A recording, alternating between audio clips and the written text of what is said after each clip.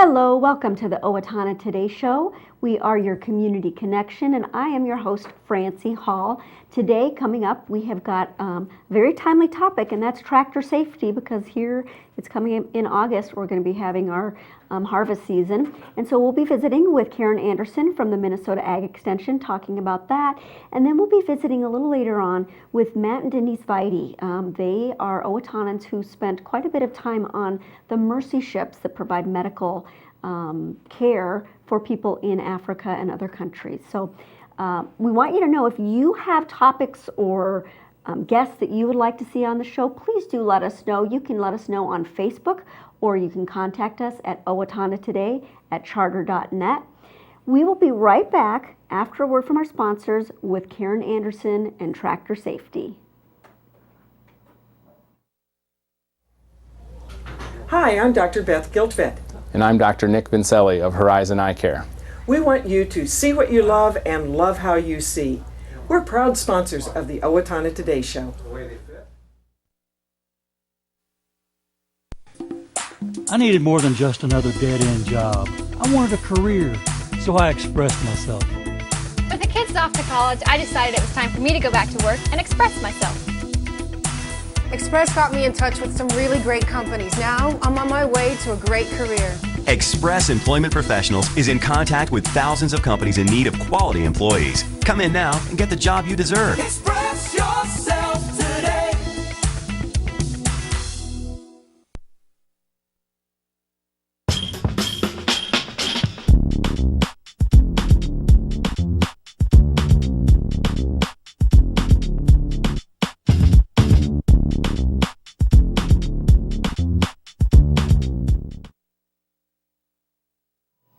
Hello and welcome back. We are here joined by Karen Anderson. Hi, Karen. Hello, how are you? I am well. It's good to have you here. Well, thank you. Yeah, so we've only met over the phone, and so now I get to see you face to face. Yes. And you're from the Minnesota Ag Extension. University of Minnesota. University of Extension. Minnesota. Yep, right down the hill actually. So Yes. It was an easy walk up here this morning. But yes, I work as the agricultural educator for the University of Minnesota Extension based out of Rice and Steele counties. So basically what my job is to be that aid to farmers to help troubleshoot questions that they may have. I also do a little bit of education for the public into the farming community as well. So kind of that resource link between the university and the community. And the farming community and us. Sure. So thank you for being here for us today. Because Yes. I need to know a little bit more about tractors. Sure. And tractor safety. Yes. Because I'm not from the farm. Yeah. So this is really good. Now, what is your background that you advise farmers as well? If you're troubleshooting, I mean, that sounds like a big job. Yes, They it know is. a lot of stuff. They do, and sometimes more than know more into the topics than what I do. But Sure. I do provide that link to the university. And kind of my background is I grew up on a dairy farm about an hour north and west of here in McLeod County, and so I grew up with a passion in agriculture, and I continued that passion on into my career here with the University of Minnesota Extension. So it's a great opportunity for me to get out and really help farmers improve some of the practices that they're doing on their farming operations. So what is that? I mean, we're going to talk about tractors. Yes. But how does that take shape? Like, what are some of the things that farmers would come to you Sure. needing to know more about? Sure. So my job is really cyclical. So this time of year, it's a little more quiet. I get calls come into the office, whether it be identify this bug so I can grow a better crop, or what do I need to be doing to help with weed management. And then in the winter, it's more of informational meetings. We put on workshops for farmers to get them better educated to be better stewards of their land.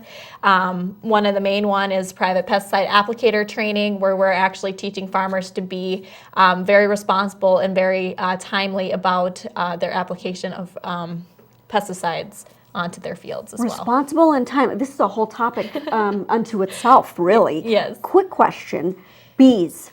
Sure. What's going on? Are we doing anything to help the bee population in terms of the pesticides?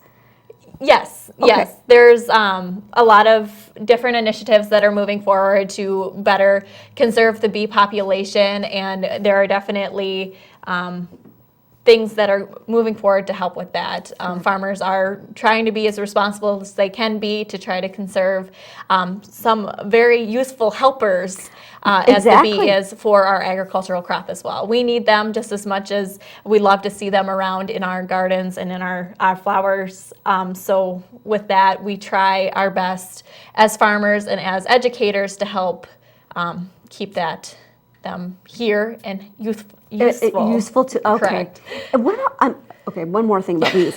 Bumblebees versus, the big black and yellow bumblebees. What's the difference between a bumblebee and like a honeybee? Do you know that, right? Am I asking? Well, you're probably asking the wrong person for that. My background is more on the agricultural side of it, where a bee I would consider more on the gardening or florals side of it. So you don't know all? What is? I don't. But the thing about working with University of Minnesota Extension is that I have resources that I can work with other people within the University of Minnesota Extension to get the answers that are needed. Well, good. Well, I'm going to ask you questions you know about because that's why you're here, and I'm just going off topic.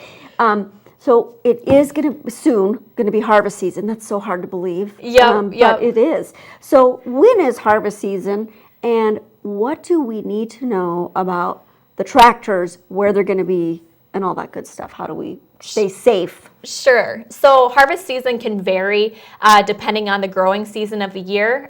Because of this year, we had a really great start. Farmers were able to get out into the fields and get the initial start into their growing season. So we are going to see a little bit of an earlier harvest than what we have seen in a couple past years. We've really struggled the last 2-3 years because spring was so wet. So farmers couldn't get out there initially.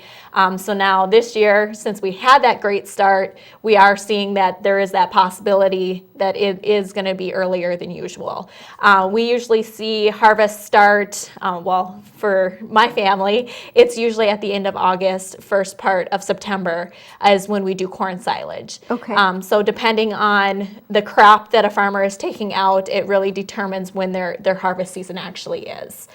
So with that, it's really important that we keep in mind that these tractors are going to be out on the roads. Like, there is no direct route anymore from one guy's homestead into their fields, because fields are getting much larger. It's getting much more individual farms having more land than it was maybe 50, 60 years ago, where one farmer had 30 acres. We're close to 1,000+ acres. Wow. So per does farmer. that mean that they're now having to drive on the road to access some of their crop? Correct. And there's some other things, but I think just kind of snowballing it here, but on average in Steele County, it's close to 300 acres per farmer. Okay. But you get some of the bigger guys, some of the little guys. So it all varies depending on what kind of operation that individual farmer has. So a couple of things on the farming side of it is that farmers try to be very visual about their tractors. So they're going to have their lights on. They're going to try to get it visible, the fact that they are on the roads. And one thing that I did want to show you guys, it is the slow moving vehicle sign. This sign should be on all slow moving vehicles. That's vehicles less than, that don't go over 25 miles an hour. And this sign is just another indication of the fact that this vehicle is moving slower. It's, you're not going to be able to sneak up behind it going 55 miles an hour. Sure, and they can't go faster. So if you honk at them, it really won't make a difference. Correct. Okay. So they're doing the things that they need to do to kind of identify themselves as farmers, as slow-moving vehicles, as they're driving on these roads. So as a person in another vehicle, we need to keep that in mind. So if we're driving 50 miles an hour and we approach a tractor that's only driving 20 miles an hour, we need to be aware of that we may only have about 400 feet to really notice the fact that tractor is there and that we need to react to that tractor. Sure. And 400 feet, that gives you about 10 seconds to react That's a quick time frame. And a tractor can be big enough too that maybe I'm not able to see the oncoming traffic on the other side. So if I decide that I need to just swerve over so that I don't run into the tractor, I could be. Correct. So how many accidents are there involving, I mean, like, there are accidents every year. Correct, And some of them fatal. So that's why we've got you on the show. It's because we've got to be safe. So I did do a little online research this morning just to find out how many fatal accidents related to farm equipment were there in the state of Minnesota last year. And it was actually, there was only 5 fatal ones. That's not counting the guys that may get hurt off of some other scenario. Okay. But 5 is 5 too many. Oh, absolutely. So in reality, what we need to do as we're driving up and approaching these vehicles, we need to take our time, slow down, assess the situation before we really decide if it is safe to move around that vehicle. It is legal to move around a slow-moving vehicle in a no passing zone. We all know that from our initial driving classes. In a no passing zone? In a no pass. When the tractor is only going 20 miles, it's a slow-moving vehicle. Slow-moving vehicle. But we need to be aware that we have to take our time with that. Okay, if you got to yield to the tractor, of course, make sure that there's no oncoming traffic, and make sure that it's safe. Don't try to be moving around a tractor on a curve. That's just impractical for the tractor and for you. So with that, I just want to say, be cautious when it comes to driving on roads, and that there may be farm equipment or tractors, and be patient. They're trying to go out and make a living and harvest on their land. So as we just need to be cautious and patient. And when they have the opportunity to move over and let, if traffic does back up, they will move over and let the traffic by and then continue going on. Absolutely. I mean, I've so seen we need to share the roads. Yeah, definitely. Yep. Is there anything else that we need to know? I mean, I know tractors, kids love tractors. I mean, everybody loves a tractor. They're just big and cool. Right. Is there any real quick thing that we need to know in terms of kids and tractor safety? I mean, kids are tiny, so tractor people can't see them if they're going to be backing up, but go ahead. Yeah, I just, tractors are not toys. They're equipment. They're helping us do a bigger job on our farms. So with that, we just want to make sure that we slow down when kids are around, that we give those kids the opportunity to move out of the way. Yes, learning about tractors is great, but ultimately there's only one seat in that tractor. Okay. So one seat, one person. Don't have a kid on your lap. Correct. If they fall off, there's going to be big trouble. Correct. Okay. We're going to have you back on again for another topic. You do know an awful lot, and I really appreciate it. Thanks for being here today. Well, thank you. Stay with us. We will be right back with Matt and Denise Tveite talking about their experience on the Mercy ships after a word from our sponsors. The River Springs Water Park at 3065 St. Paul Road is open for the summer. Come with family and friends to enjoy the many features the water park has to offer. Open swim hours are listed on the screen. For more information on daily specials, programs, and large group packages, visit our website, call the water park at 774-7370, or find them on the River Springs Water Park Facebook page. Make a big splash this summer at the River Springs Water Park. Hi, I'm Ron Clancher with Clancher & Son Landscaping and Concrete. We support the Owatonna Today Show, and so should you. Amy Swain Hearing Centers is a proud sponsor of the Owatonna Today Show. I'm Dr. Amy Swain, and I want everyone to hear better.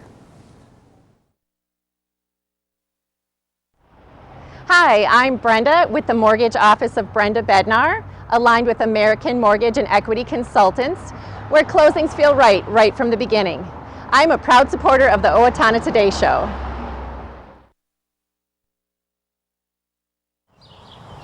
I'm Deb Gillard. And I'm Shawn McNulty with Brookdale Owatonna Senior Living Solutions. We are assisted living and Alzheimer's and dementia care communities here in Owatonna, and formerly known as Clare Bridge and Sterling House.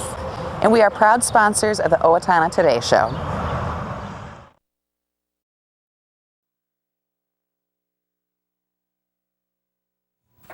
Welcome back. We are joined now by Matt and Denise Tveite. and you may have read about them in the Owatonna People's Press because they are the couple that were gone for 2 years around Africa for the Mercy ships. So that really captured me, and I just wanted to learn more. So I hope the other people will want to learn more about what you've experienced as well. So welcome, Matt and Denise. Thank you, Francie. So you're originally from Owatonna? No, I originally grew up on the Iron Range. Okay. And I grew up in New Prague. And you landed in Owatonna. How long have you been in Owatonna? First moved here about 20 years ago. Okay, 20 years ago. And family here? No. Just our children. Just your children. How old are the kids? 20 and 22. 20 and 22 years old, okay. And so you were involved with an organization called Mercy Ships, it says on your shirt.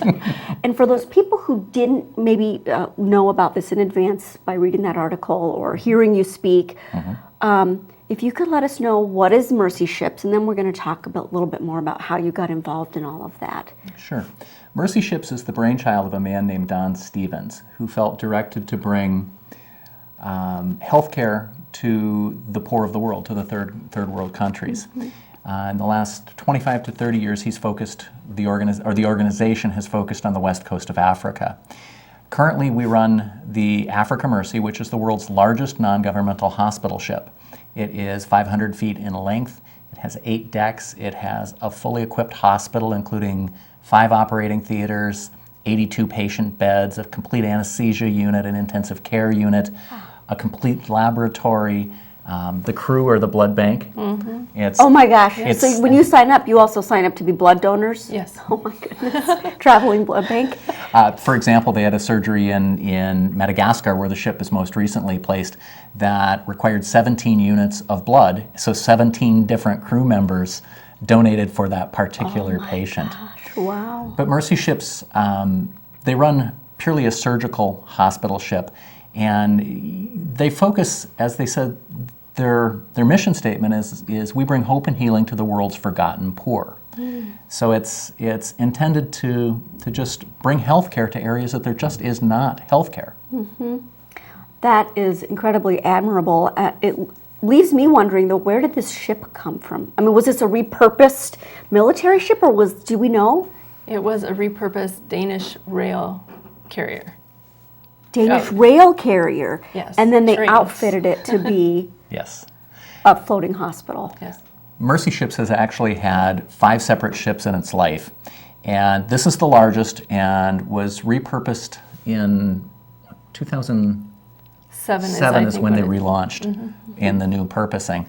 Up until recently, they've not had the money to ever purpose build a ship, but Mercy Ships is actually in the process of purpose building another ship, which will have more than double the capacity of the Africa Mercy. Wow. And it is being purpose-built in China right now. Holy cow. Will it be replacing the Africa Mercy, or will it be in addition to the Africa Mercy? It will be in addition. Okay. We've come to realize that we will never eliminate the need for the surgical interventions for what we do.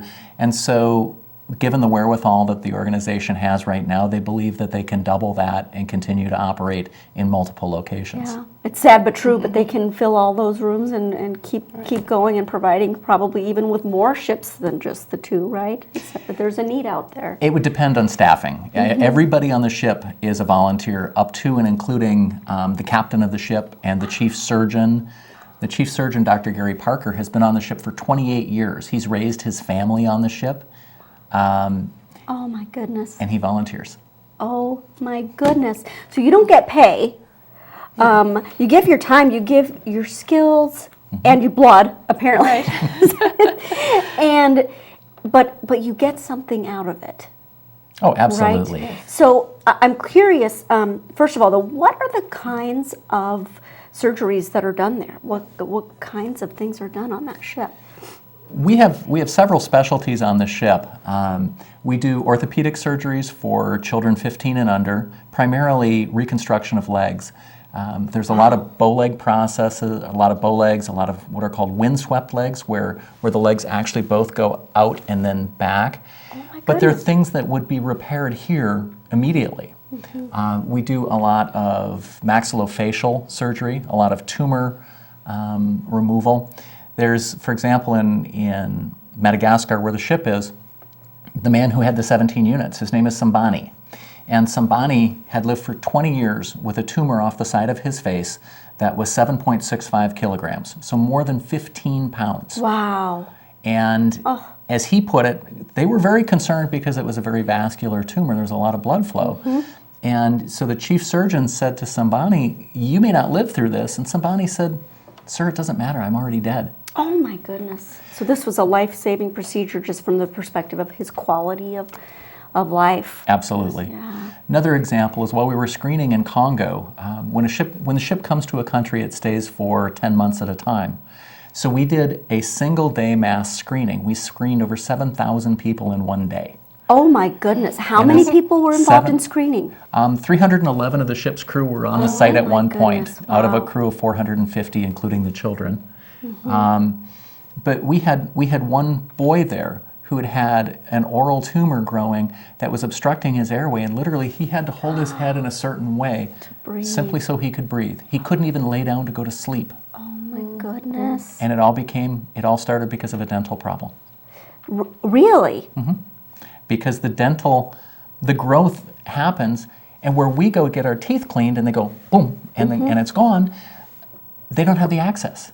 And so people have the growths continue and become huge and deforming and literally life-threatening. Wow. Now, what were you two doing before you were on the ship, and then we'll get into what you did on the ship as well. But I was working at Kids Corner. Okay. Doing daycare. Daycare? And? I was a senior federal probation officer for the United States courts. So, and how did you, first of all, learn about Mercy Ships and then decide that, okay, I'm going to leave this, leave that work, and 2 kids who are, going into college? What was that? Well, we heard about it in church. There was a missionary that came and spoke and told us about the ship. She had been at one of the screenings, and that got Matt interested, and eventually I came to realize it too. Yeah, okay. That's where we needed to be.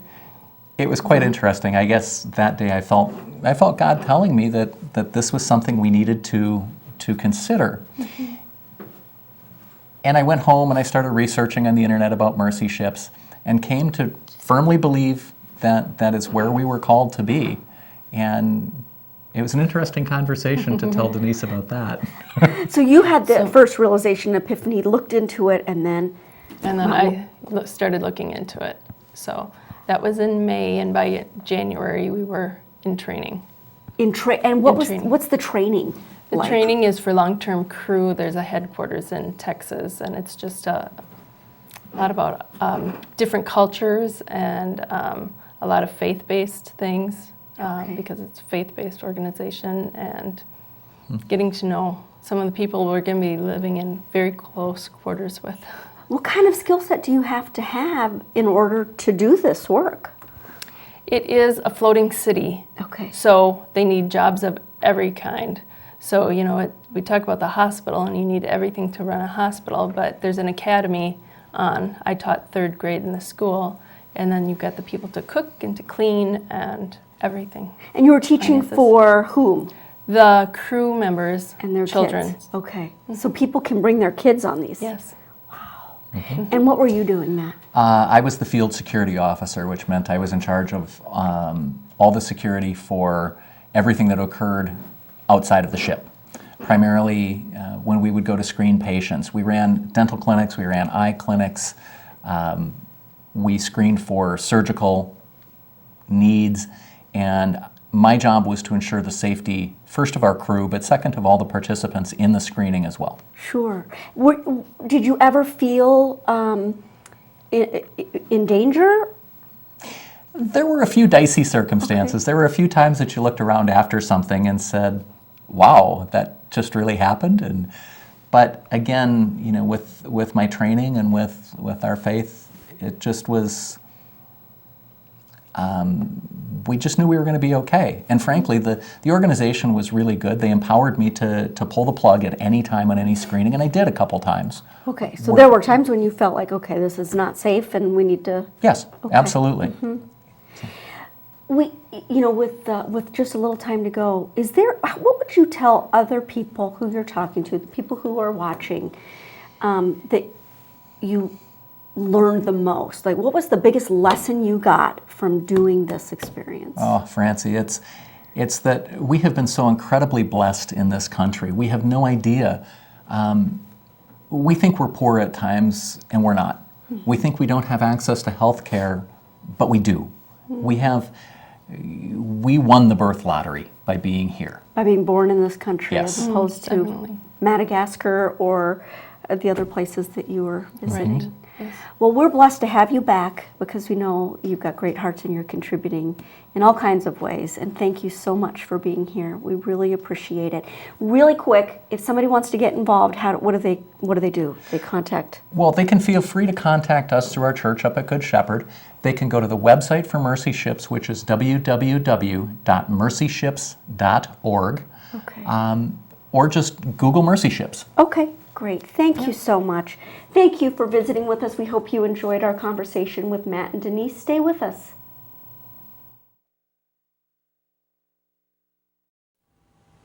Hello, my name is Katie Marshall. A year ago, my family and I became homeless. We were scared and alone. Today, with the help of Steele County Transitional Housing and generous donors like you, my family and I are safely housed. I am working, going to college, paying my rent on time. My children have a warm bed to sleep in every night. My family and I are so grateful for this second chance. Please help others in need by donating to transitional housing today.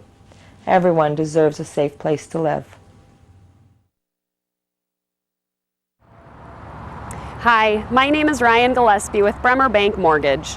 By trusting your home loan needs to Bremer Bank, you are guaranteed a personalized, straightforward, and honest experience from application to closing. We look forward to guiding you through your next home purchase or refinance. Welcome back. We're here with your community announcements. We want to remind you that there's free children's programming at the Historical Society at the Village of Yesteryear on Thursday, August 6th at 9 a.m. and at 6:30 p.m.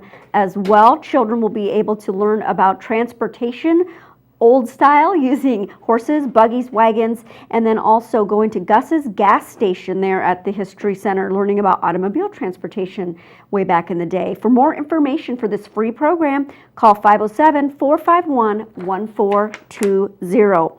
Also on Thursday, August 6th, remember that it is Music in the Park at 7 p.m. Central Park, and Boiling Point will be the featured artists there.